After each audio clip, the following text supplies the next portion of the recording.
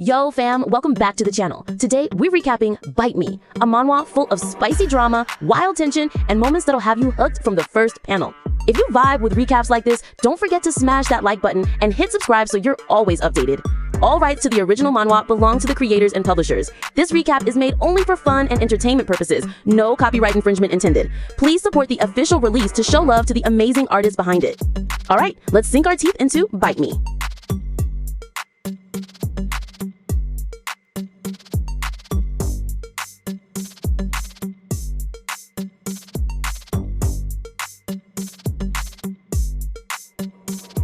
Under the pale glow of the full moon, the city sleeps. But in the shadows, something dangerous stirs. A young man collapses in the middle of the street, bloodied and exhausted. With trembling hands, he adjusts his glasses, refusing to show weakness. From the darkness, a group of men steps forward, their eyes gleaming with cruel amusement. One of them leans down with a mocking grin. "Hey, this is really the heir of the 𝐒𝐿 Association?" Another sneers coldly, circling around the helpless boy. "You didn't expect it to end up in our hands, did you?" The boy's eyes widen in shock. His breath catches and his voice cracks as he stammers, "Heir?" The boy's piercing blue eyes widen as he gasps, trying to explain himself. "You've caught the wrong guy. I'm just a delivery guy." But his words only earn a cold, doubtful glance.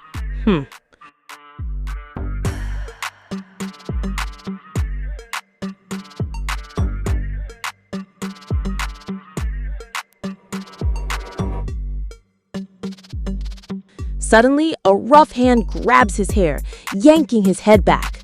"Don't play dumb. If your father doesn't pay 10 million to redeem you tonight, I can't guarantee what will happen to you." Gritting his teeth, the boy protests desperately. "Which heir delivered the order? You can check my phone order, gold medal driver."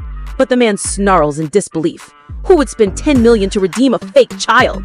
The boy's phone lights up, flashing a notification. Turn on notifications to get order progress in time. He stares at it, stunned. Wait, really? Catching the wrong... what? Is this important? I have 8 part-time jobs. He struggles against the grip, pleading. "I have to work overtime tonight, so let me go." But his captor's mocking words echo coldly. "Let me go?" Another voice cuts in with disdain. "If this news spreads, we will lose face." The boy clenches his fists, eyes burning with determination. "Then let me go or take me with you." Fear flashes across his face as he calls out, "Brother, brother!" His mind races. Think fast, think fast. What else can you use to negotiate? But before he can act, steel glints in the darkness. A blade is raised, and a chilling voice delivers the verdict. "You're out of luck, young man."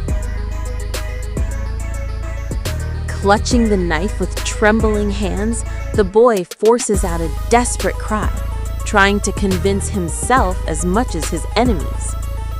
"I am very careful, fast delivery, fast shopping, and I am also healthy." But before his strike can land, steel clashes violently in the night, the sound of blades ringing through the silence. Blood spatters and a chilling figure emerges from the shadows. With long hair flowing and eyes sharp as ice, the stranger steps forward, his aura overwhelming. The attackers freeze, while the boy, still kneeling, looks up in shock. The mysterious man stands tall under the moonlight, his presence radiating danger and power, and in that moment, the tide of fate begins to shift.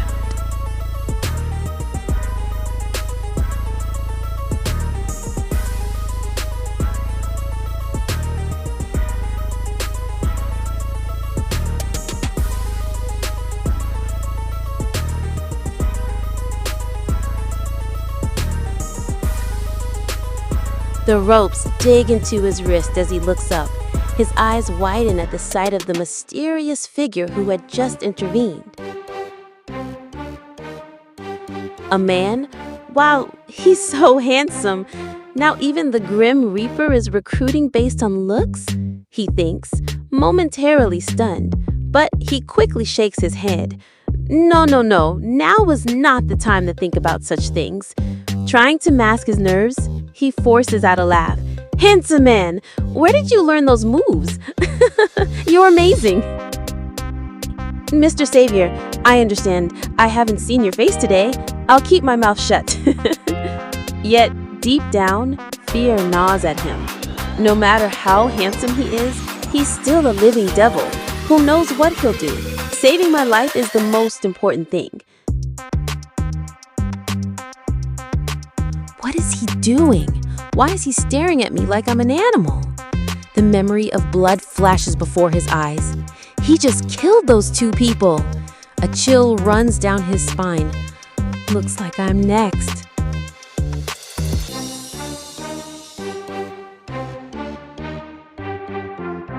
But he clenches his fists, trying to force courage into his veins. No, let's try to stall for time first. Giving up now would be such a waste, even if I die. The man leans in closer, so close their breaths almost meet.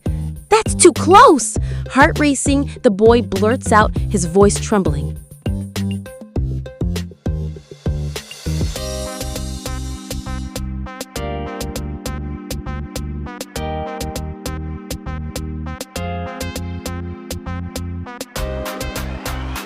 What are you doing? The mysterious man sits calmly in the moonlit room, his presence sharp, shadowed, and alive, yet in every way more ghost-like than human. The boy shudders as he's pulled closer, his breath caught in his throat. Panic flashes in his eyes. Wait a second, isn't this pose way too close? His thoughts spiral, heart pounding against his ribs. I haven't even had a proper girlfriend yet, and now I'm wrapped up in this man's arms in such a ridiculous position. Before he can react, his body gives in to exhaustion. He collapses completely into the man's embrace.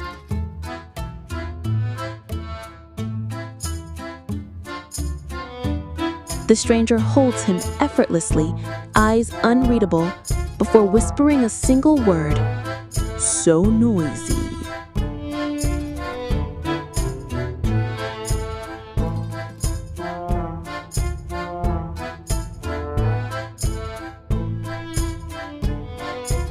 The boy groans, clutching his head. Ouch! It hurts so much! Why am I not dead yet? His thoughts race with anger. That devil is too cruel. Does he really think I'm someone who can be pushed around and has no feelings? Determined, he clenches his fists. I'm not dying today, so he better wait. One day, I will have my revenge. But suddenly, his eyes widen in shock. What the heck is this? Shivering, he hugs himself. Damn, it's so cold. His gaze falls on a lifeless figure lying on the bed. He stares at it in disbelief. A wax figure? This must be my wax figure. The color's a bit pale and the technique isn't very good either. A nervous laugh slips out. Or did someone make a sex doll that looks like me? People's tastes are really strange these days. The figure suddenly stirs, making him scream, "Aha! So, I'm really dead? This is my corpse?" Two men enter the room, calmly observing. It looks pretty similar, Shum. What do you think? It looks convincing enough to be mistaken for the real thing, sir. His temperament is very different. At first glance, I thought he was 𝐒𝐔𝐁's reincarnation. Another man confirms with a nod. He could practice. I just checked his physique, and it's very similar. The boy freezes, thoughts swirling. Who is this 𝐒𝐒₁? Reincarnation? Am I dead or alive? The suited man steps forward with authority. I am the chairman of the Tianshu Association.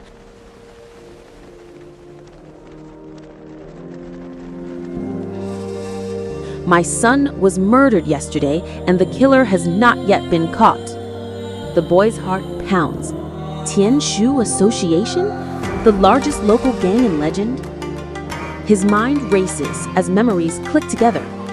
Come to think of it, the two kidnappers mentioned it earlier too. Dark whispers resurface in his mind. It is said that Tianshu has connections in the underworld and among the elite, with influence that extends from the business world to the political arena. He clenches his fists in disbelief. But how could an honest and law-abiding citizen like me be involved with the mafia?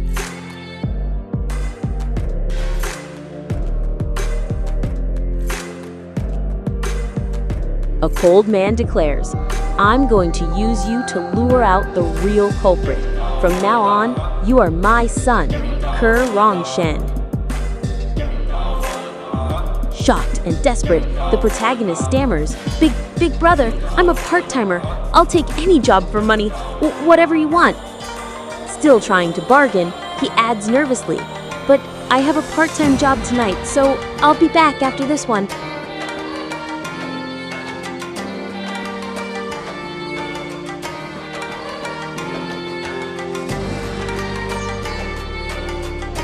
The man smirks to himself. Great, he didn't say no. If you're going to sneak out, do it now.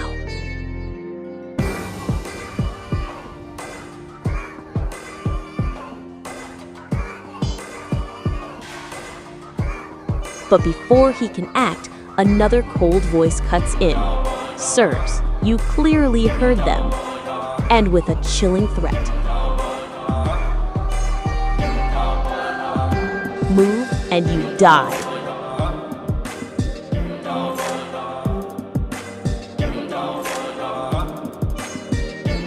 Fear tightens his chest. I've never felt this way before.